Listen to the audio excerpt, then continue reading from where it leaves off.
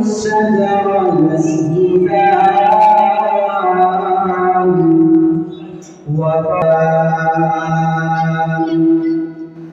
كما ربنا مكانا على مكان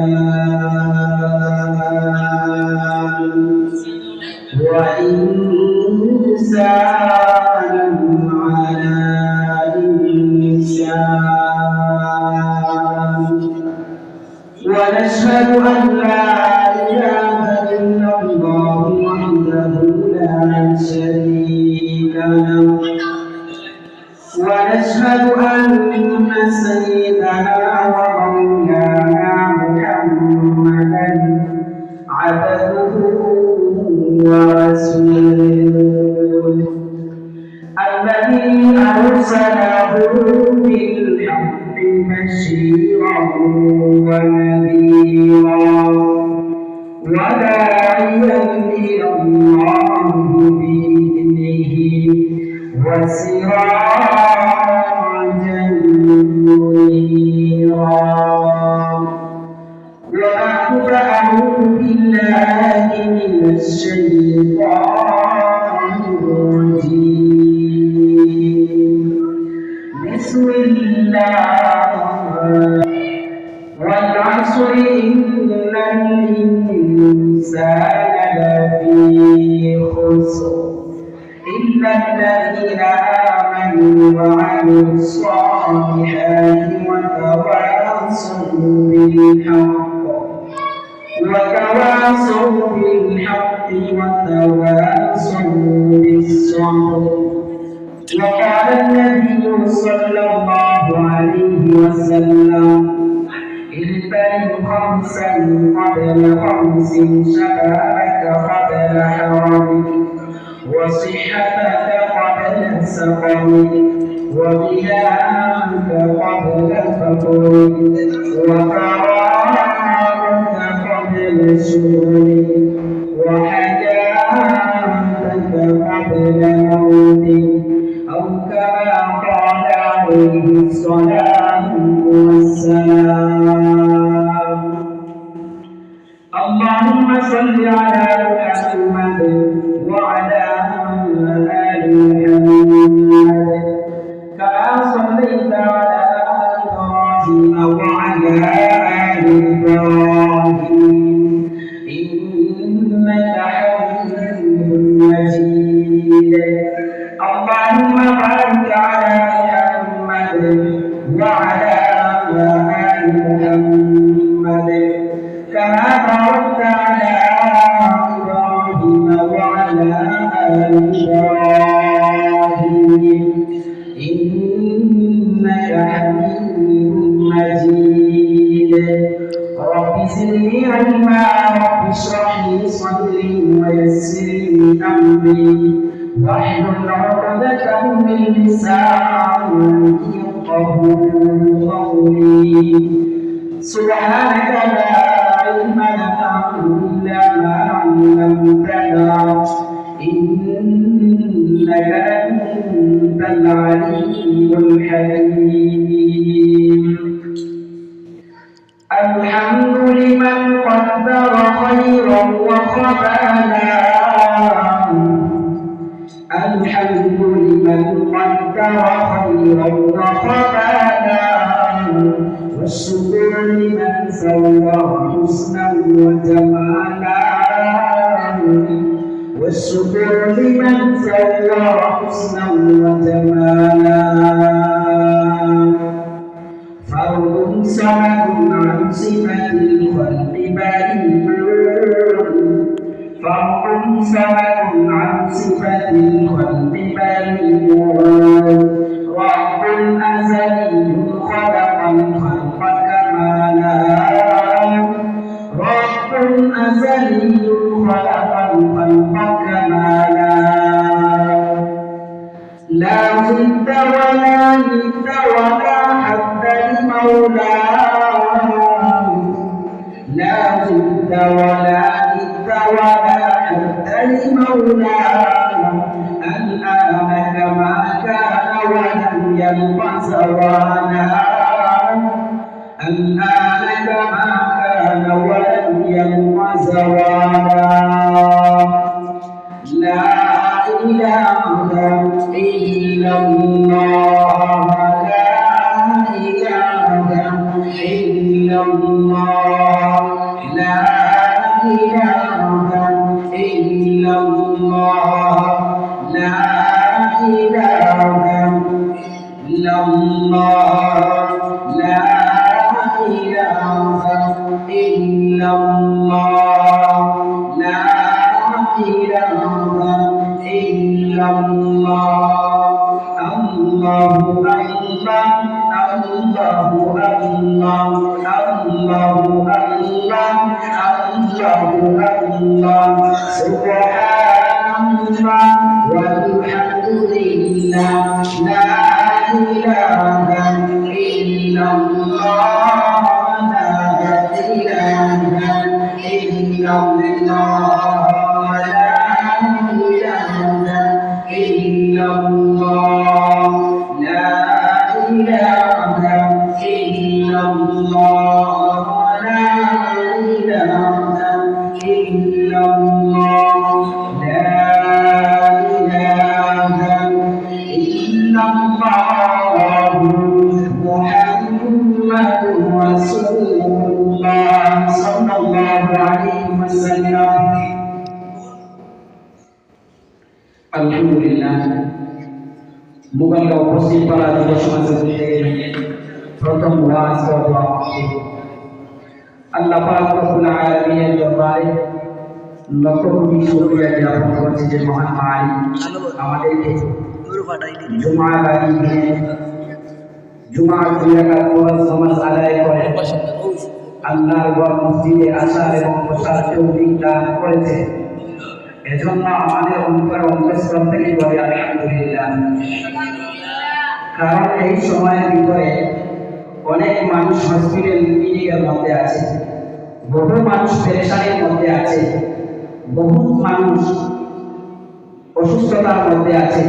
এরপর আল্লাহ তাআলা আমাদেরকে যাচাই বাছাই করে আল্লাহ তাআলার ঘরে আসার বসার তৌফিক দান করেছে। আবারও বলি আলহামদুলিল্লাহ। আমি আপনাদের সামনে পবিত্র কোরআনুল কারীম থেকে ছোট্ট একটি সূরা সূরাতুল আসর তিলাওয়াত করেছি। নবীজির অসংখ্য হাদিস থেকে একটা হাদিস আপনাদের সামনে পেশ করেছি। যদি রব্বুল আলামিন আমাকে কোরআন এবং হাদিস সামনে রেখে কিছু আলোচনা করার চেষ্টা তৌফিক দান করেন তাহলে উক্ত বিষয়ের উপর কিছু আলোচনা করার চেষ্টা করব ইনশাআল্লাহ। ওয়া তাওফীক ইল্লা বিল্লাহ। আল্লাহ পাক রব্বুল আলামিন পৃথিবীর মধ্যে আমাদেরকে পাঠাইছেন তার একটা উদ্দেশ্যে নিয়ে আমাদেরকে পাঠাইছেন দুনিয়ার মধ্যে। কারণ দুনিয়া একটা পরীক্ষার ঘর। এজন্য কোরআনুল কারীমের মধ্যে বলে জিন্না ওয়াল ইনসা ইল্লা লিয়াবুদুন। আর আমি মানুষ এবং জিন জাতি বানাইছি আমার ইবাদত বন্দেগী করার জন্য, আমাকে চেনার জন্য, আমাকে চিনিয়ে আমার ইবাদত বন্দেগী করার জন্য। তো আল্লাহ তাআলা আমাদেরকে বানাইছেন শুধু তার ইবাদত বন্দেগী করার জন্য। দুনিয়াতে যদি আল্লাহ তাআলার কাজ করতে পারি, পুরোপুরি ভাবে যদি আল্লাহ তাআলাকে মানতে পারি, তাহলে দুনিয়াতেও সফল হব, পরকালেও সফল হব। আর যদি রব্বে কারিমের যদি অবাধ্য হয়ে চলি, মনে যা চায় তা যদি করি, তাহলে দুনিয়াও পাইব না, আখিরাতও পাইব না। এজন্য রব্বে কারিম বলেন ওয়ালাকাদ যারানা জাহান্নামা কাসীরাম মিনাল জিন্নি ওয়াল ইনস। অধিকাংশ মানুষ এবং জিন জাতি জাহান্নামে যাবে। কারণ লাহুম কুলুবুন লা ইয়াফকাহুনা বিহা। আল্লাহ তাআলা কলব দিয়েছিলেন আল্লাহকে অনুধাবন করার জন্য, আল্লাহকে চেনার জন্য, তাও চিনতে পারে। পরের আয়াতে রব্বে কারীম বলেন ওয়ালাহুম আ'ইনুন লা ইউবসিরুনা বিহা। চক্ষু দিয়েছিলাম এই দৃশ্য, এই চমৎকার দৃশ্য দেখার জন্য, তাও দেখতে পারেনি। ওয়ালাহুম আযানুন লা ইয়াসমাউনা বিহা। রব্বে কারীম বলেন কান দিয়েছিলাম ভালো কথা শোনার জন্য, তাও শুনতে পারেনি। পরের আয়াতে রব্বে পাক বলেন উলাইকা কাল আনআম, তাও বলে শেষ নয়, বানহুম আবাল, বলেন চতুষ্পদ জন্তুর চেয়ে আরো নিকৃষ্ট। এই জন্য আল্লাহ তাআলা আমাদেরকে বানাইছেন শুধু তার ইবাদত বন্দেগী করার জন্য। আল্লাহকে চিনে আল্লাহর ইবাদত বন্দেগী করতে হবে। এজন্য রব্বে কারীম বলেন আমাদের কারণে বলেছেন উলাইকা কাল আনআম বানহুম আবাল, বলেন চতুষ্পদ জন্তুর চেয়ে আরো নিকৃষ্ট। কারণ কি? আল্লাহর যদি অবাধ্য হয়ে চলি, আল্লাহকে যদি না চিনি, তাহলে আল্লাহ বলেন উলাইকা কাল আনআম বানহুম আবাল, চতুষ্পদ জন্তুর চেয়ে আরো নিকৃষ্ট। উলাইকা হুমুল গাফিলুন, এরাই হলো প্রকৃত গাফিল। এই জন্য আমি একটা সূরা, সবার পরিচিত একটা সূরা তেলাওয়াত করেছি, সূরাতুল আসর। রব্বে পাক বলেন ওয়াল আসর। আসর মানে আমরা কি বুঝি? আমরা কি বুঝি? আসর মানে মুফাসসিরিনে কেরাম ব্যাখ্যা করেন আসর মানে যে আমাদের জীবন, আমাদের হায়াত, আমাদের লাইফ, আমাদের জিন্দেগি বোঝানো হয়েছে। পরের আয়াতে রব্বে পাক বলেন ইন্নাল ইনসানা লাফি খুসর, বলেন পৃথিবীর সকল মানুষ ক্ষতিগ্রস্ত। কারণ ইন্নাল ইনসানা লাফি খুসর, পৃথিবীর সকল মানুষ ক্ষতিগ্রস্ত, কিন্তু চারটি কাজ যারা করবে তারা কখনো ক্ষতিগ্রস্ত হবে না। তারা দুনিয়াতে সফল হবে, পরকালেও সফল হবে। আর যদি এই চারটি কাজ যদি আমরা না মানি, তাহলে দুনিয়াতেও ধ্বংস হব, আখিরাতেও ধ্বংস হব। এই জন্য আজ আমরা দিলের কান দিয়ে চারটা জিনিস মানব ইনশাআল্লাহ। এই জন্য আজকের ওয়াজ সফল হবে যদি আমরা চারটি কাজ মানতে পারি, পুরোপুরি ভাবে যদি এই চারটি কাজ যদি আদায় করতে পারি, তাহলে রব্বে পাকের কসম আল্লাহ বলেন এই জাতি কখনো ধ্বংস হবে না, এই জাতি কখনো ধ্বংস হবে না। বলেছেন আল্লাহ ইন্নাল ইনসানা লাফি খুসর, বলেন পৃথিবীর সকল মানুষ ক্ষতিগ্রস্ত, কিন্তু এই চারটি কাজ যারা করবে তারা কখনো ক্ষতিগ্রস্ত হবে না।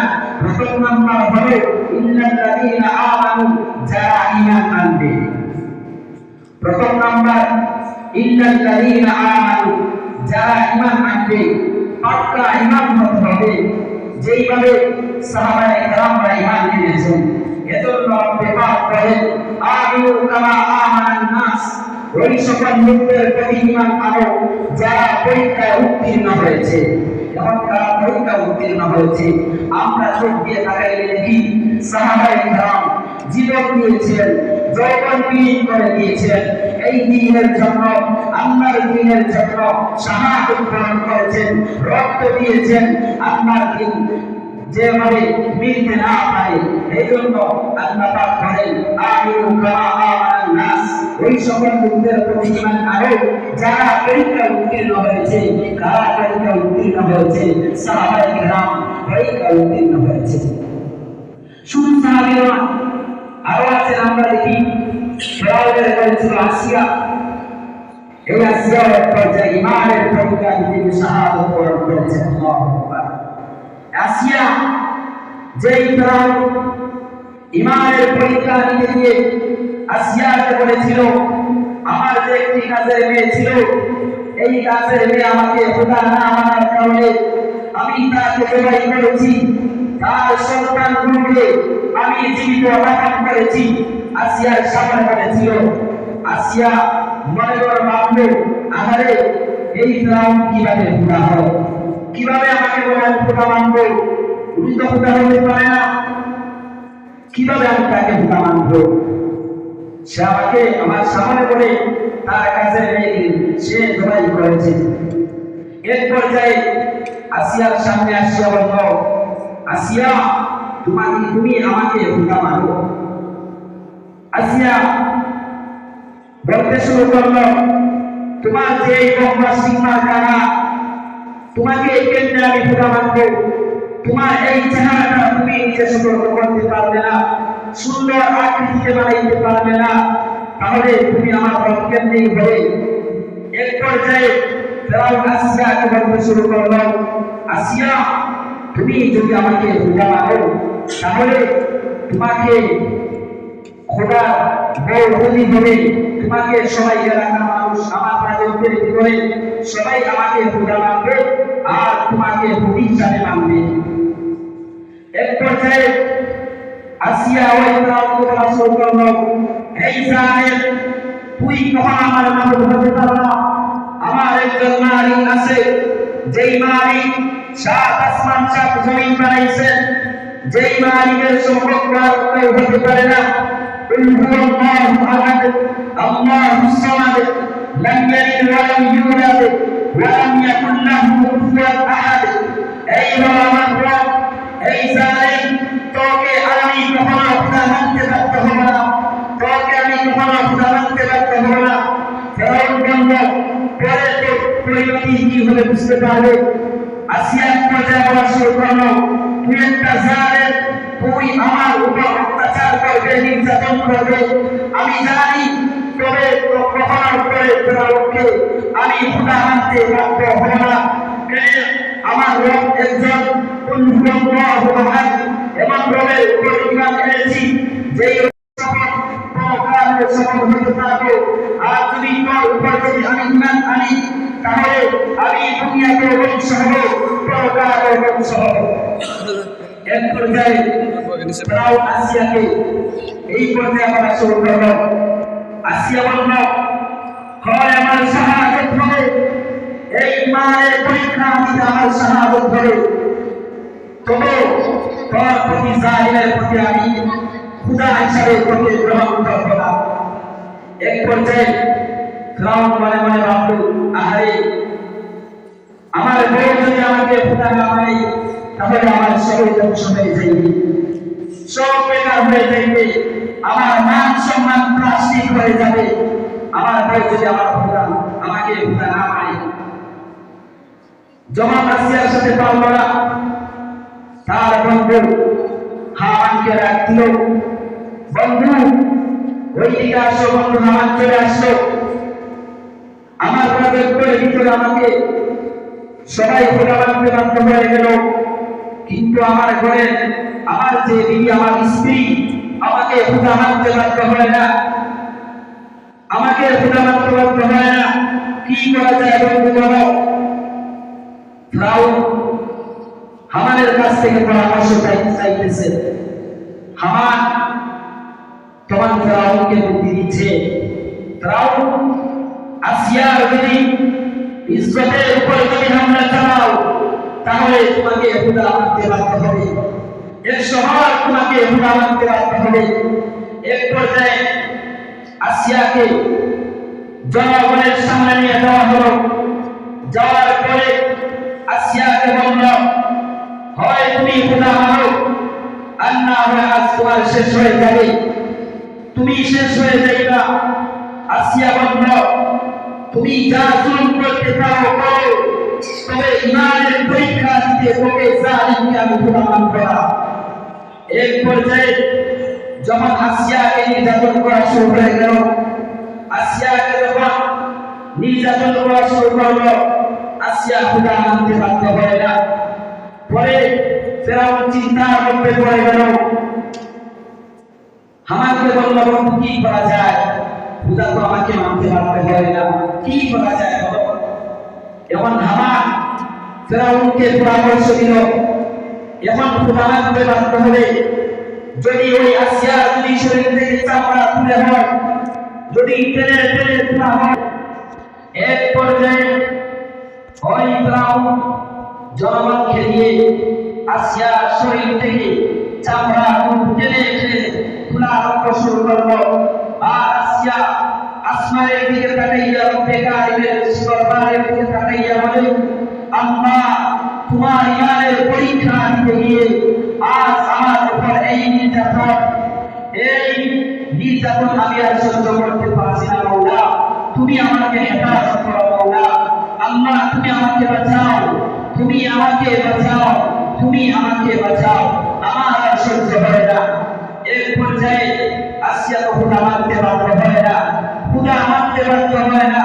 শেষ পর্যায়ে ফিরাউন বড় একটা পাথর নিয়ে আসছে, রিনি দিবে আসিয়াকে মেরে ফেলবে। তখন আসিয়া রব্বে কারিমের দরবারে আসমানের দিকে তাকায় আর বলে, মালিক তুমি আমাকে বাঁচাও, ফিরাউন বড় একটা পাথর নিয়ে আসছে, রিনি দিবে আসিয়াকে মেরে ফেলবে। এবং আসিয়া ফিরাউন একটা পাথর নিয়ে আসছে, আসিয়াকে রিনি দিবে। দেখে আসিয়া মুস্কি মুস্কি হাসে আর আসমানের দিকে তাকাইয়া কি যে বলে, মুস্কি মুস্কি হাসে আর আসমানের দিকে তাকাইয়া কি বলে, আসিয়া বলে, আল্লাহ আমি যদি মারা যাই তোমার কাছে আমাকে একখানা জায়গা দিও মাওলা, তোমার কাছে আমাকে জায়গা দিও মাওলা। শেষ পর্যায়ে ওই আসিয়া ইমানের পরীক্ষা দিতে গিয়ে শাহাদাত বরণ করেছে। ইসলামের প্রথম একজন মহিলা সুমাইয়া রাদিয়াল্লাহু আনহা ও ইসলামের পরীক্ষা দিতে গিয়ে শাহাদাত বরণ করেছে। যখন সুমাইয়া রাদিয়াল্লাহু আনহা যখন ঈমান এনেছিল, কালেমা পড়েছিল, মক্কার কাফেররা বলল, হে সুমাইয়া, আব্দুল্লাহ ইসলে মুহাম্মাদের কালেমা পড়েছে আমরা শুনেছি, যদি তুমি ওই কালেমা যদি ছেড়ে না দাও তাহলে তোমাকে জবাই করব আর না হয় জীবিত দাফন করব। সুমাইয়াকে বলতেছে, সুমাইয়া বলল, কাফেররা ঈমান এনেছে, আল্লাহর উপর ঈমান এনেছি, আর কাউকে পরোয়া করি না, আর কাউকে পরোয়া করি না। আমার ঈমান আমি বিক্রি করতে চাই না, আমার ঈমান আমি বিক্রি করতে চাই না। আমি যদি মারা যাই তাহলে মরার পরে ঈমান পাইব, একটা জীবন পাইব। আর যদি ঈমান না অবস্থায় যদি মারা যাই তাহলে দুনিয়াও পাবো না, আখিরাতও পাবো না। এক পর্যায়ে সুমাইয়া রাদিয়াল্লাহু আনহাকে যখন ওই কাফেররা যখন সতর্ক করে ফেলল, হয় আব্দুল্লাহ ইসলে মুহাম্মাদের কালেমা ছেড়ে দাও আর না হয় দুশমনীরা।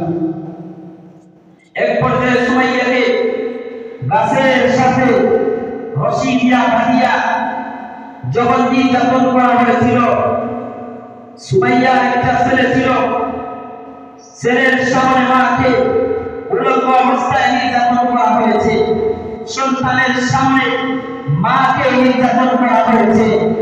এইভাবে নির্যাতন করা হইতেছে। মা সন্তানকে সতর্ক করে, বাবা যদি মারা যায় তাহলে মরে যাওয়ার পরে জীবন পাইব, কিন্তু যদি ঈমান চলে যায় তাহলে ঈমান পাইব না, ঈমান পাওয়া যাবে না। এক পর্যায়ে তারা শাহাদাত বরণ করেছে আল্লাহর দিনের জন্য। ঈমান বড় একটা জিনিস, ঈমান নিয়ে বাঁচতে চাই, ঈমান যদি চলে যায় সব ধ্বংস হয়ে যাবে। কিন্তু আজ আমাদের ঈমান সকাল বিকাল 5 টাকার কারণে ঈমান বিক্রি হয়ে যায়, 5 টাকার কারণে ঈমান বিক্রি হয়ে যায়। ঈমান সবচেয়ে বড় একটা সম্পদ। এজন্য রব্বে পাক বলেন, ইন্নাল্লাযীনা আমানু, যারা ঈমান আনবে, ওয়া আমিলুস সালিহাত, যারা নেক আমল করবে, ওয়া তাওয়াসাউ বিল হক, যারা সত্য কথা বলবে, সত্যের উপর অবিচল থাকবে, সত্যের উপর অবিচল থাকবে, অটল থাকবে, ওয়া তাওয়াসাউ বিস সাবর, যারা ধৈর্য ধারণ করবে। আমি বারবার বয়ান দিব, ওয়া তাওয়াসাউ বিস সাবর, মুসিবত আসবে, জুলুম আসবে, অত্যাচার আসবে, ধৈর্য ধারণ করতে হবে। এজন্য ওই 4টি কাজ যদি করতে পারি, রব্বে পাকের কসম, আল্লাহ বলেন কখনো এই জাতি কখনো ক্ষতিগ্রস্ত হবে না। আর কায়াতে রব্বে পাক বলেন, ইন্নাল্লাযীনা আমানু ওয়া আমিলুস সালিহাত কানাত লাহুম জান্নাতুল ফিরদাউসি নুজুলা খালিদিনা ফীহা লা ইয়াবগুনা আনহা হিওয়ালা قل لو كان البحر مدادا لكلمات ربي لنفد البحر قبل أن تنفد كلمات ربي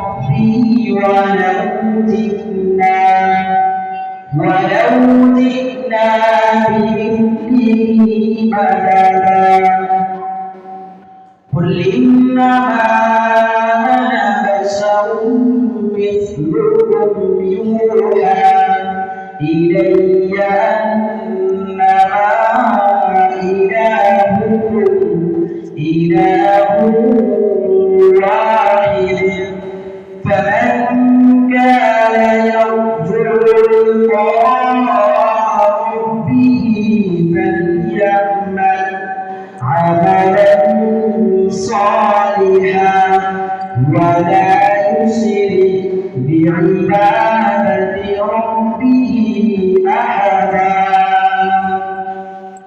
أمر الله إن الذين آمنوا وعملوا الصالحات كانت لهم جنات الفردوس نزلا إن الذين آمنوا دائما أنبئ وعملوا الصالحات ذلك عمل ربه كانت لهم جنات الفردوس نزلا সবচাইতে বড় জান্নাত ওই জান্নাতের নাম হলো জান্নাতুল ফিরদাউস আর আল্লাহ সবচাইতে সবচেয়ে বড় জান্নাতুল ফিরদাউস আমাদেরকে দিয়ে দিবেন এই জন্য জান্নাতের কাজ করতেই হবে যদি জান্নাতের কাজ করি তাহলে জান্নাত পাইব আর যদি জান্নাতের কাজ করি না তাহলে জান্নাত পাইব না এই জন্য রাস্তা হলো দুইটা একটা হলো জান্নাতের রাস্তা আরেকটা হলো জাহান্নামের রাস্তা এখন নিজে নিজে সিদ্ধান্ত নেওয়া দরকার তোমার গন্তব্য কোথায় তোমার মাইলফলক কোথায় তোমার স্টেশন কোথায় তুমি কোথায় গিয়ে পৌঁছবা কোথায় যাইবা দুনিয়াতে আসার সিরিয়াল আছে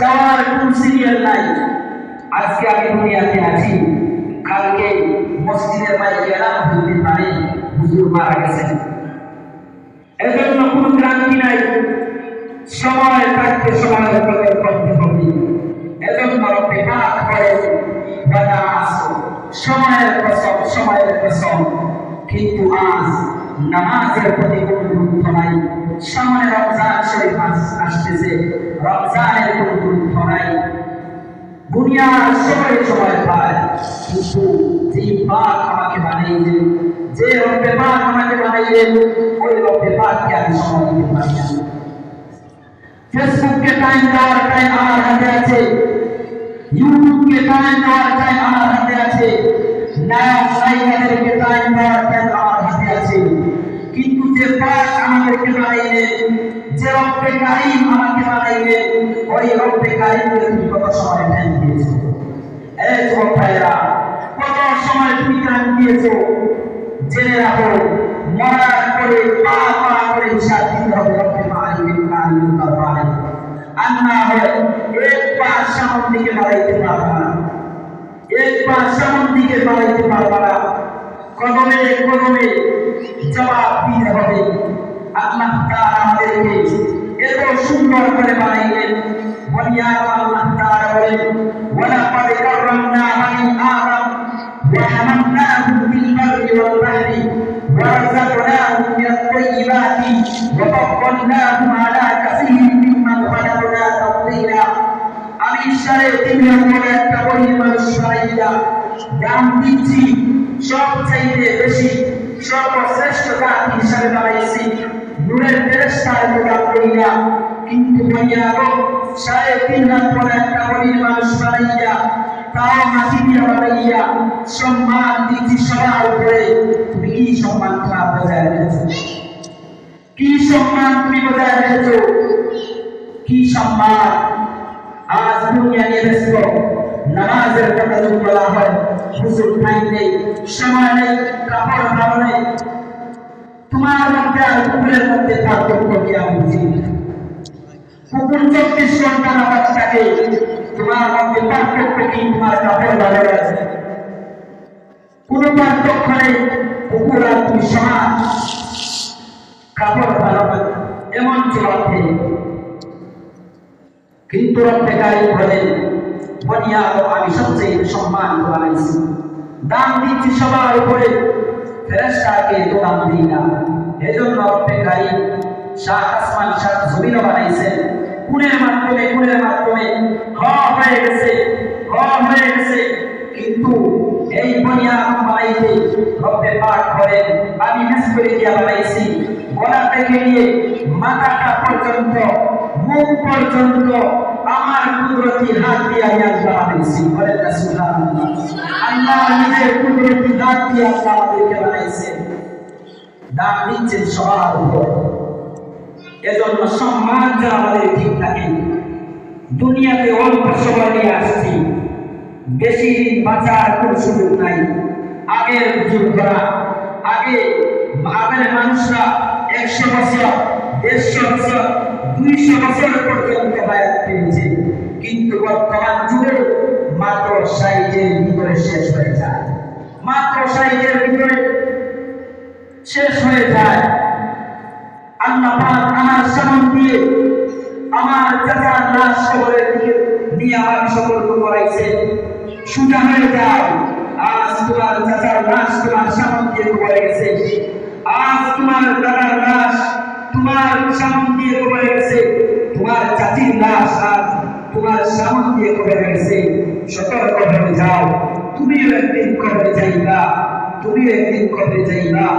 এজন্য চিন্তা করেন কবরের জিকির করেন বাঁচার কোনো সুযোগ নাই যদি তুমি মনে করো আমি বড় একটা অট্টালিকা বানাইয়া বড় বিল্ডিং বানাইয়া এক রুমের ভিতরে সিলিং করিয়া ওই জায়গায় আমি ঢুকে যাইব আজরাইল ওই জায়গায় ঢুকতে পারবে না ওই জায়গায় আজরাইল ঢুকতে পারে যদি তুমি একটা সিন্ধুকের ভিতরে প্রবেশ করো আজরাইল হারাইতে না পারে আজরাইল ওই সিন্ধুকের ভিতরে প্রবেশ করতে পারে এজন্য আপনি পাঠ করেন আইনা তাকুলু ইউদ্রিকুল মাউত ওয়ালাউ কুনতুম ফি বুরুজিন মুশাইয়াদা মত থেকে কেউ বাঁচতে পারবে না মত থেকে কেউ পলায়ন করতে পারবে না বাঁচার কোনো সুযোগ নাই বাঁচতে পারবে না এজন্য আপনি পাঠ করেন কুল্লু নাফসিন যায়িকাতুল মাউত প্রতিটি প্রাণের মৃত্যুর স্বাদ ভোগ করতে হবে এজন্য সময় থাকতে সময় গ্রহণ করা রাসূল পাক সাল্লাল্লাহু আলাইহি ওয়াসাল্লাম হাদিস শরীফের মধ্যে ফরমান ইবতানিম খামসান ক্বাবলা খামসিন শাবাবাকা ক্বাবলা হারামি ওয়া সিহহাতাকা ক্বাবলা সাফারি ওয়া মিলাকা ক্বাবলা ফাকরি ওয়া ফারাগাকা ক্বাবলা শুগলি ওয়া হায়াতাকা ক্বাবলা মাউতি রাসূল পাক সাল্লাল্লাহু আলাইহি ওয়াসাল্লাম ফরমান পাঁচটি বিষয় আসার আগে পাঁচটি বিষয়কে পরিবর্তন করা এক নাম্বার হলো শাবাবাকা ক্বাবলা হারামি বার্ধক্য আসার আগে যৌবনকে কাজে লাগা মানে হলো বৃদ্ধ হওয়ার আগে যৌবনকে কাজে লাগা অনেক মানুষকে যদি বলি নামাজ পড়ো বলে হুজুর আমার তো 30 বছর হয়ে তোমাকে কে গ্যারান্টি দিয়েছে তুমি 30 বছর 40 বছর বাঁচবে কে গ্যারান্টি দিচ্ছে হুজুর পুরা হয়ে গেলে আর তো সময় আছে নামাজ পড়বো রাসূল পাক বলেন শাবাবাকা ক্বাবলা হারামি বার্ধক্য আসার আগে যৌবনকে কাজে লাগা যৌবনকালে যেভাবে আল্লাহকে ডাকা যাবে আর বৃদ্ধকালে এইভাবে ডাকা যাবে না সেই সময় আমার অযুগুণ সময় চলে যাবে আমি এই চিন্তা করতেই পারবো না এজন্য রাসূল পাক বলেন ওয়াসিহাতাকা ক্বাবলা সাফারি মানে অসুস্থতা হওয়ার আগে সুস্থতাকে কাজে লাগাও অসুস্থতা হওয়ার আগে এজন্য অসুস্থ হয়ে গেলে বোঝা যায় না আমাদের কদর ওয়াসিহাতাকা ক্বাবলা সাফারি ওয়া মিনাকা ক্বাবলা ফাকরি দরিদ্রতা আসার আগে সচ্ছলতাকে কাজে লাগাও ওয়া ফারাগাকা ক্বাবলা শুগলি ব্যস্ততা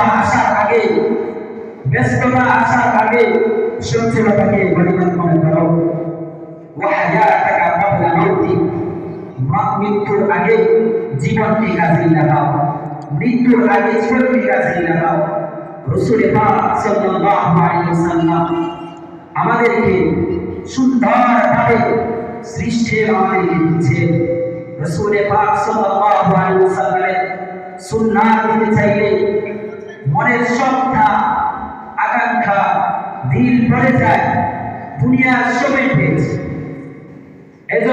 জিনিস গনিমত মনে করা, চারটি বিষয় আমার পাইলাম, ওই চারটি বিষয় আমার পাওয়ার পরেও কোনো ভাবনা আল্লাহ থেকে সরে যায়। এক নাম্বার আল্লাহ পাইলাম, দুই নাম্বার রাসূল পাইলাম, তিন নম্বরে কোরআন পাইলাম, চার নম্বরে রাসূলের সুন্নাহ পাইলাম, এরপরও কোনো বার্তা তুমি পথ হারাবে না। চারটা জিনিস পাওয়ার পরেও তুমি পথ হারাবে না। চারটা জিনিস গনিমত পেয়েছি, আল্লাহ পেয়েছি, আল্লাহ রাসূল পেয়েছি, কোরআন পেয়েছি, রাসূলের সুন্নাহ পেয়েছি, এরপর আমরা কোরআন থেকে সরে যাইতেছি, মসজিদ থেকে আমরা সরে যাইতেছি।